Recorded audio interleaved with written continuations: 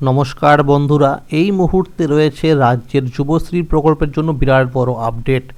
তো বন্ধুরা, যুবশ্রী প্রকল্পের যে বাকি রয়েছে 3 মাসের টাকা, অর্থাৎ অক্টোবর, নভেম্বর এবং ডিসেম্বর মাসের টাকা, তো এই 3 মাসের টাকা কবে থেকে দেওয়া হবে এবং যুবশ্রী প্রকল্পে যে চলছে অ্যানেক্সার 3 ফর্ম ফিল আপ, এই সংক্রান্ত কিন্তু একটা নতুন নোটিশ দেওয়া হয়েছে।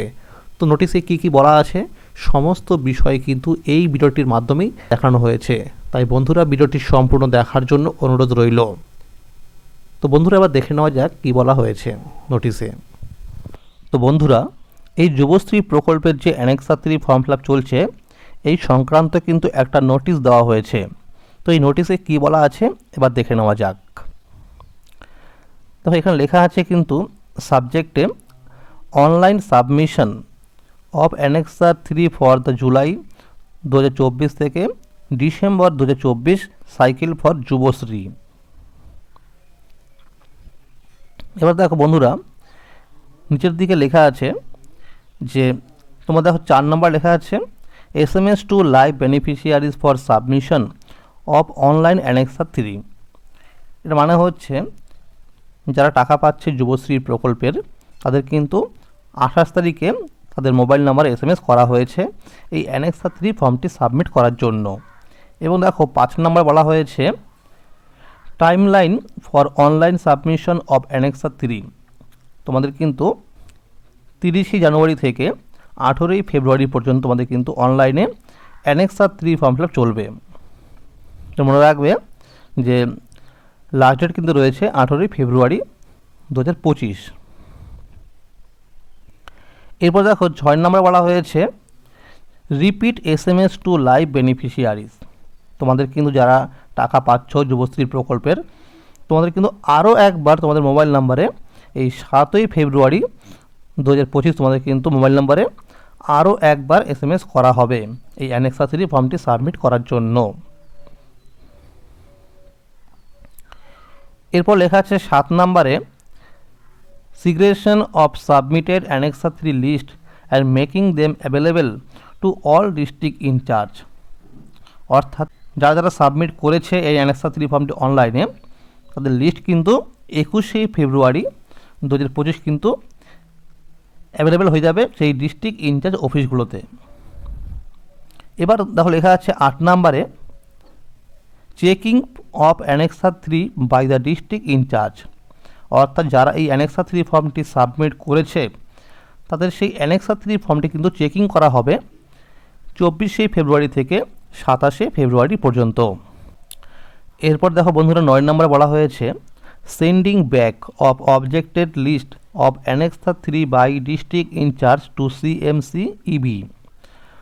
মনে রাখবে যে এই যে ভেরিফিকেশন চলবে, এই ভেরিফিকেশন হওয়ার পরে যাদের কোনো রকম ভুল থাকবে এই অ্যানেক্সার 3 ফর্ম ফিল আপ করার সময়, তাদের কিন্তু আবার নামের তালিকা তৈরি করা হবে এবং সেটা কিন্তু 28 ফেব্রুয়ারি সেটা কিন্তু ডিস্ট্রিক্ট ইনচার্জে আবার অফিসে ব্যাক করা হবে।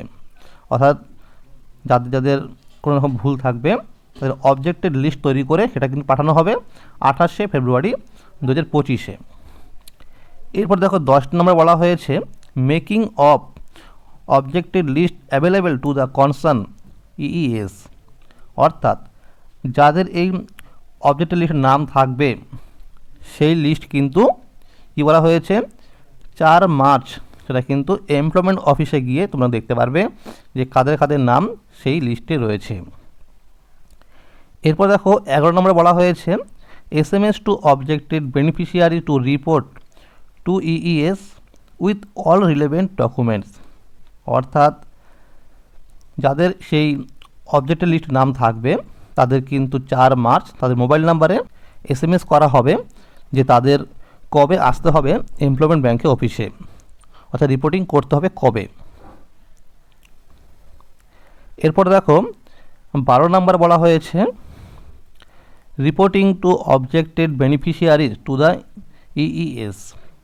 অর্থাৎ যাদের সেই নাম থাকবে অবজেক্টেড লিস্টে, তাদের কিন্তু 5 মার্চ থেকে 17 মার্চ পর্যন্ত রিপোর্টিং করতে হবে এমপ্লয়মেন্ট ব্যাংকে অফিসে গিয়ে, অর্থাৎ এক্সচেঞ্জ অফিসে গিয়ে। এরপর দেখো 13 নম্বর বলা হয়েছে repeat SMS for reporting of objected beneficiary to the EES।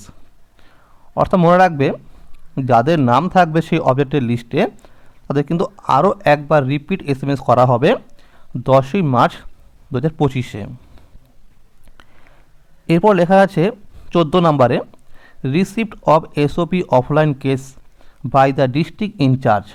অর্থাৎ যারা এই 18ই ফেব্রুয়ারি পর্যন্ত যারা অনলাইনে ফর্ম সাবমিট করতে পারবে না, তারা কিন্তু অফলাইনের মাধ্যমে ডিস্ট্রিক্ট ইনচার্জ অফিসে গিয়ে তারা কিন্তু এই 19শে ফেব্রুয়ারি থেকে 19শে মার্চ পর্যন্ত অফলাইনের মাধ্যমে ফর্ম ফিল আপ করতে পারবে।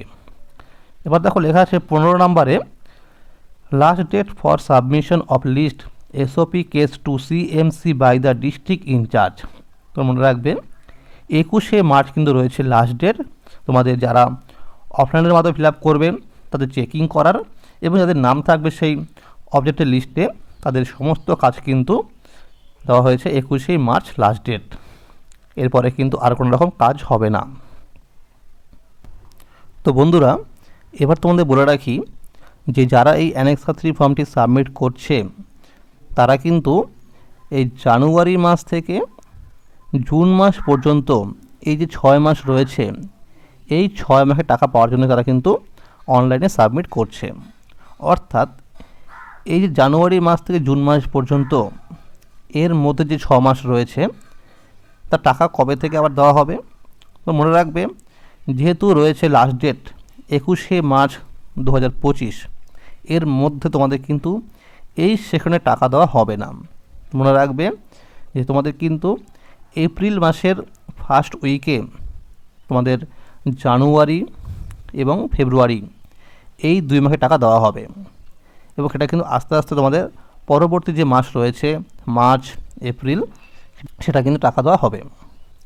তো বন্ধুরা, এবার তোমাদের বলে রাখবো যে সেখান থেকে পাওয়া গেছে আরও একটি আপডেট যে তোমাদের